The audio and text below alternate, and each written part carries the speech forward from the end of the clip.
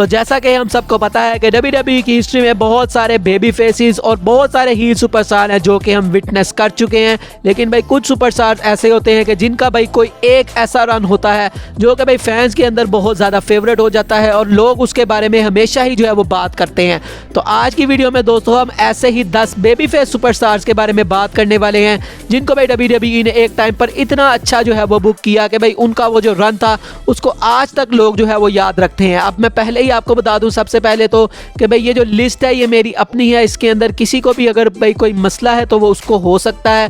इसके अंदर कोई ऐसी बात नहीं है कि भाई ये मतलब कि किसी को मैं कुछ कह नहीं रहा। ये सिर्फ जो है मेरी अपनी एक पर्सनल जो है वो राय है और मैंने अपनी पर्सनल लिस्ट में जो है वो इसको रखा है। बाकी आपकी जो भी राय है भाई वो आप मुझे कमेंट सेक्शन में बता सकते हैं और भाई इसमें कोई जो है वो मसला नहीं है, सबकी अपनी राय होती है। तो भाई मेरी यहाँ पर ये जो राय है मैंने इसके हिसाब से ये जो टॉप भाई 10 सुपरस्टार्स ऐसे हैं वो यहाँ पर मैंने जो है वो रखे हैं। और क्योंकि भाई मैंने जो WWE है वो 2005 से जो है वो देखना शुरू की है तो भाई उसके राउंड अबाउट आप कह लें कि 2002 के आगे जितने भी सुपरस्टार्स हैं उनके बारे में मुझे पता है, उनके रन्स के बारे में मुझे जो है वो पता है। तो इसलिए भाई यहाँ पर ये जो पिछले 20 साल का अरसा है इसके अंदर से मैंने इन सुपरस्टार्स को जो है वो पिक किया है। तो आप बढ़ते हैं दोस्तों नंबर 10 की तरफ। तो भाई नंबर 10 पर यहाँ पर मैंने रखा है वो है दोस्तों रॉब वैन डैम।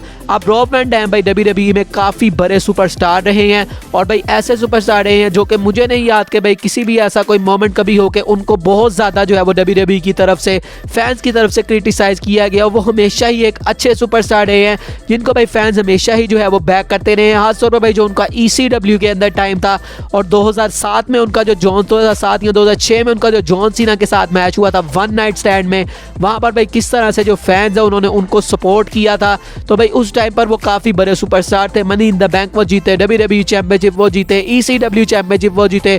उसके अलावा भाई मिड कार्ड की चैंपियनशिप भी काफ़ी दफ़ा RVD अपने नाम कर चुके हैं और भाई फैंस उनको चाहे वो WWE में गए हो या फिर भाई TNA में भी उनके जो रन है वहाँ पर भी फैंस उनको काफ़ी ज़्यादा पसंद करते थे। तो रॉब वैन डैम एक ऐसे सुपरस्टार हैं जो कि भाई फैन में हमेशा ही काफ़ी ज़्यादा फेवरेट रहे हैं।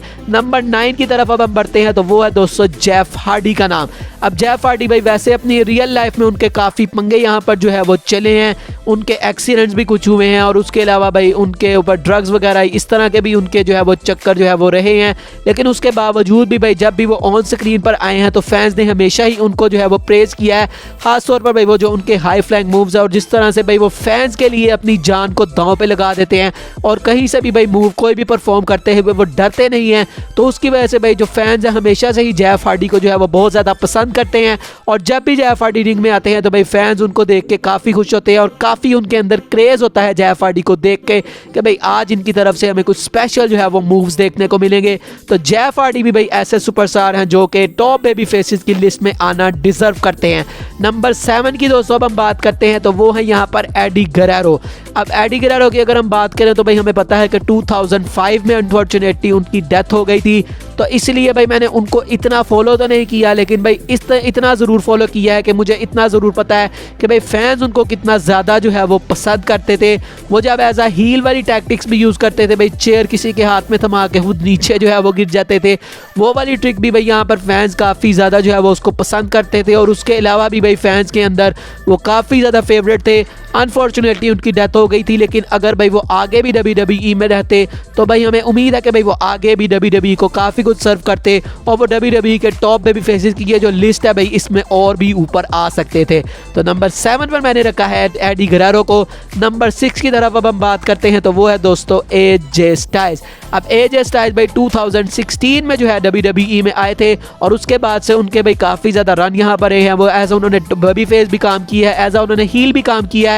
लेकिन भाई जो 2017 में उनका जो बेबी फेस रन था जब वो WWE चैंपियन थे तो वो मुझे लगता है कि भाई उनका जो भी यहाँ पर WWE में जितना भी करियर है उसके अगर हम कोई बेस्ट ईयर की बात करें तो वो यहाँ पर 2017 ही था जब भाई वो टॉप बेबी फेस थे और भाई कोई भी उनको आके हराता था, मतलब किसी का भी मैच होता था तो लगता नहीं था कि भाई AJ स्टाइल्स किसी से भी जो है वो हार सकता है। और उनका भाई उस वक्त जो करैक्टर था और जो जिस तरह से भाई वो ऑपरेट कर रहे थे फैन उनको बहुत ज़्यादा पसंद कर रहे। तो भाई AJ स्टाइल्स इस लिस्ट में नंबर 6 पर हैं। नंबर 5 की दोस्तों अब हम बात कर नंबर 6 की अब हम बात करते हैं तो वो है दोस्तों हम सब के फेवरेट 619 रे मिस्टीरियो। अब भाई रे मिस्टीरियो कुछ ऐसे सुपरस्टार में से हैं WWE के जो कि मुझे नहीं लगता कि भाई कोई भी उनको कभी भी जो है वो हेट करता होगा। इवन कि भाई आपको कोई WWE का मतलब सिर्फ उसको WWE का पता हो और कुछ सुपरस्टार्स के उसको नाम पता हो, तो भाई रे मिस्टीरियो अगर उसको एक दफ़ा आप दिखा दोगे तो भाई मुझे नहीं लगता कि कोई भी ऐसा होगा जिसको रे मिस्टीरियो पसंद नहीं आएंगे। रे मिस्टीरियो का भाई जो करैक्टर है वही इस तरह का है, वो जो मास्क पहन के आते हैं और उसके अलावा भाई वो मास्क पहन के कितने वो मासूम लगते हैं। तो इस वजह से भाई जो रे मिस्टीरियो उनको हमेशा ही फैन जो है वो पसंद करते हैं। और मुझे भाई वो टाइम याद है जब भाई जॉन सीना के साथ रे मिस्टीरियो की एक फ्यूड हुई थी, जहां पर हमें पता है कि भाई जॉन सीना भी एक जो है वो बेबी फेस सुपरस्टार है, वो हमेशा ही बेबी फेस सुपरस्टार रहे हैं। रे मिस्टीरियो भी एक जो है वो बेबी फेस सुपरस्टार है, लेकिन भाई जॉन सीना किस लेवल पर थे तब वो मतलब रे मिस्टीरियो से काफ़ी ऊपर वाले लेवल पर थे। लेकिन भाई फैंस काफ़ी ज़्यादा यहाँ पर रे मिस्टीरियो के साथ थे कि भाई रे मिस्टीरियो क्यों जॉन सीना से जो है वो मैच आ रहे हैं। तो वो मुझे भाई अभी भी टाइम याद है, तो इसलिए भाई इस लिस्ट में मैंने रे मिस्टीरियो को ज़रूर ऐड किया है कि भाई रे मिस्टीरियो इस लिस्ट में होना जो है वो डिजर्व करते हैं। नंबर 5 की अब हम बात करते हैं तो वो है दोस्तों डैनियल ब्रायन। अब डैनियल ब्रायन ने भी यही अपने करियर में काफ़ी ज़्यादा रन उनके रहे हैं, काफ़ी अच्छे उनके रन रहे हैं, लेकिन भाई जो रेसलमेनिया 30 के पास उनका जो रन था वो मुझे नहीं लगता कि भाई वैसी चीज़ मैंने कभी भी जो है वो विटनेस की है। उसके बाद अगर मैं बात करूँ तो भाई आज जो हम सैमी ज़ेन का इस एरा में जो है विटनेस कर रहे हैं वो उससे कुछ जो है वो सिमिलैरिटीज़ हैं, लेकिन भाई उसके अलावा मुझे नहीं लगता कि भाई जिस तरह से फैंस ने तब डैनियल ब्रायन को सपोर्ट किया, उनका वो जो रन था भाई उनके करियर का वो बेस्ट रन था। और उसके बाद भाई जो डैनियल ब्रायन है उन्होंने एक अलग ही लेवल पर ऑपरेट किया, जिस तरह से वो चैंपियन बने और फैंस में भाई वो कितने ज़्यादा फेवरेट थे। तो डैनियल ब्रायन इस लिस्ट में नंबर 5 पर हैं। नंबर 4 की अब हम बात करते हैं तो वो है दोस्तों the people champ the rock. अब भाई जब द रॉक जो है जब आए थे WWE में तो भाई वो कोई एज अ बेबी फेस नहीं आए थे, उनका करेक्टर कुछ फनी टाइप करेक्टर था और वो एज अ हील ही ऑपरेट करते थे। लेकिन भाई जो फैंस है उनकी तरफ से द रॉक को इतना जो है वो प्यार मिला, फैंस उनको इतना ज़्यादा पसंद किया कि वो पीपल चैम्प बन के और भाई WWE को मजबूरी जो है उनको भाई बेबी फेस ही रखना पड़ा कि भाई फैंस उनको इतना ज़्यादा पसंद कर रहे थे। तो द रॉक भाई ऐसे सुपरस्टार हैं जो कि नेचुरली आए नहीं थे उस चीज़ के लिए कि उनको एक बेबी फेस के तौर पर रखा जाए, उनको एक हील रखा गया था, लेकिन भाई फैंस की वजह से उनको बेबी फेस में कन्वर्ट किया गया और what a decision it was, WWE के बेस्ट डिसीजन में से एक था। और आज भाई द रॉक को सभी WWE में देखना चाहते हैं।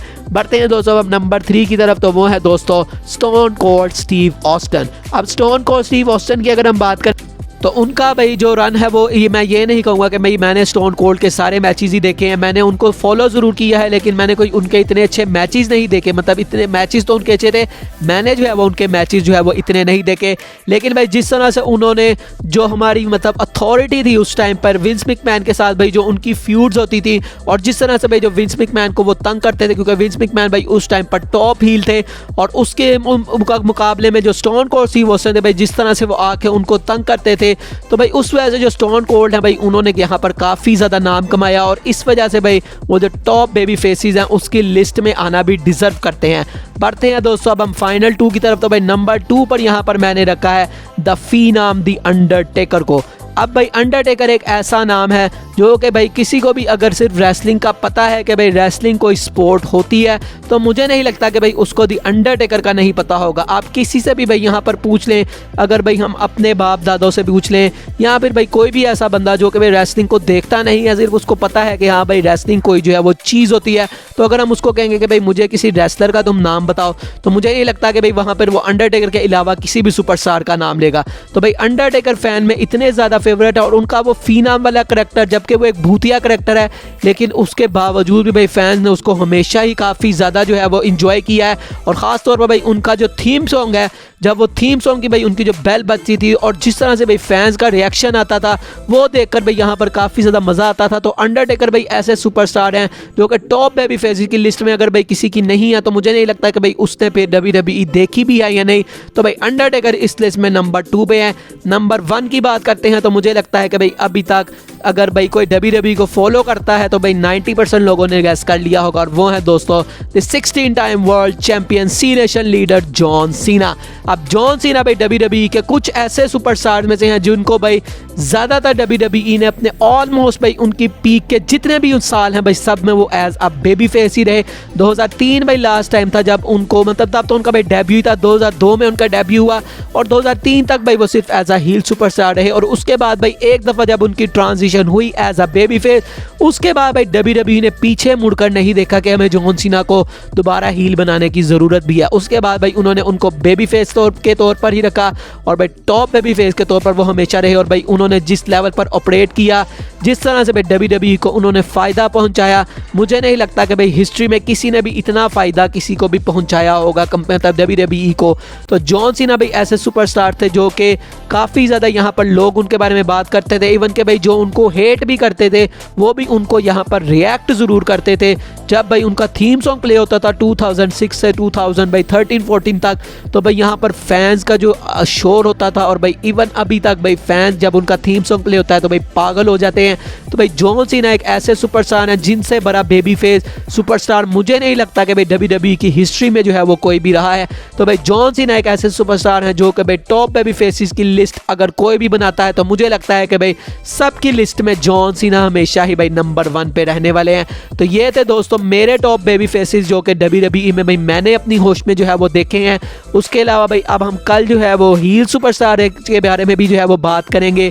तो इस तरह की भाई वीडियो जो है वो चैनल पे आती रहती हैं, और ये टॉप 10 वाली वीडियोस काफ़ी देर से पेंडिंग थी, लेकिन भाई अब इसको मैं वापस ले आया हूँ, और अब हम कोशिश करेंगे कि भाई इसी तरह से कंटेंट जो है वो इस तरह का कंटेंट चैनल पर जो है वो आता रहे।